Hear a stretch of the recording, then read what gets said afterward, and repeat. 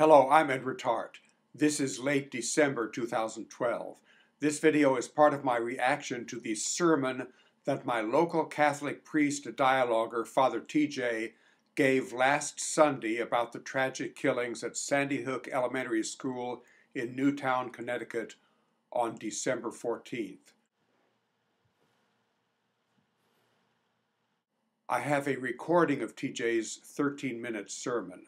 I will not play the entire recording for you. If you would like to hear the entire sermon, you can follow the link below to TJ's webpage. As a former priest, now an atheist, I find it uncomfortably difficult to listen to his sermon. The reason is that I see it as based on delusion, falsehood, and superstition. As I see it, if any Catholic priest or other religious minister says something wise, intelligent, or worthwhile, it is not because of his religion, but in spite of his religion. TJ said early in his sermon that he was very distressed to learn of the mass killings.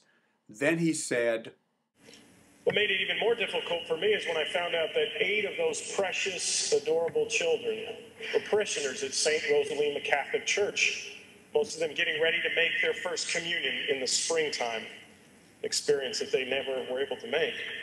Here, TJ's attitude and mine are very different. My horror over the killings has nothing to do with the religious upbringings or lack of it of any of the victims.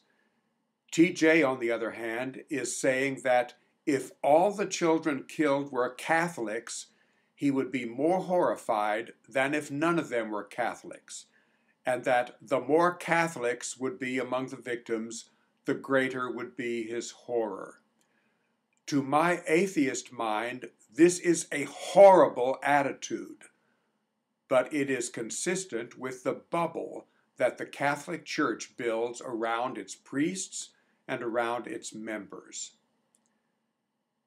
TJ then addresses the question, where was God when this tragedy occurred? My friends, our God was right there. He was right there in the midst of the suffering and the pain. He was gathering those children into his loving arms and preparing to take them home to be with him forever in heaven. Our Lord was there in the midst of the pain and the suffering that was going on at Sandy Hook Elementary School. My friends, those young children and those heroic teachers and administrators who were there that day, they saw the face of God. And it's our hope as Christians that they stand in the presence of God and gaze on his face for all eternity, because his love is real and his promise is true. My position as an atheist, on the other hand, is there almost certainly is no God. But in sharp contrast to what TJ said, here is what I learned in the seminary preparing to be a priest as it applies to the Newtown killings.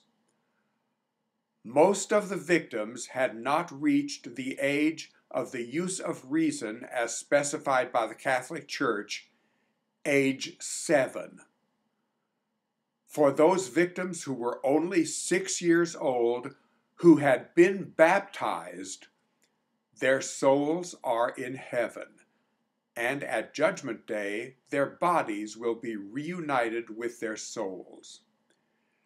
Their parents may or may not ever be reunited with them, depending on whether the parents are in the Catholic state of sanctifying grace at the moment of death. What could prevent this? Many things. Their God monitors their every action and every thought 24 hours a day, 7 days a week. One deliberate, impure sexual thought, never repented, could send the parent to hell, never to be reunited with his or her child. So the parents need to stay on the straight and narrow throughout their lives. That's for the baptized victims. Now, again, according to what I was taught in the seminary, for those only 6 years old who were not baptized, They are probably not in heaven and never will be. Their condition, now that they have died, is very probably to be in a state of natural happiness called limbo, never to see God, but to be pleasantly happy forever. But their parents do not have that option. For the parents, it's either heaven or hell, not limbo. So their parents will never be reunited with those children. I was taught in the seminary that Catholic teaching, being truth from God, will never change. TJ, a Catholic priest, did not say anything like that in his sermon. Using a figure of speech, I call what I was taught in the seminary on this matter garbage. And I am thinking that maybe TJ does not accept this garbage. As an atheist, I find no solid evidence for any life after death. That is enough for this video. I will probably say more about TJ's sermon in another video. To all of you, thank you for watching.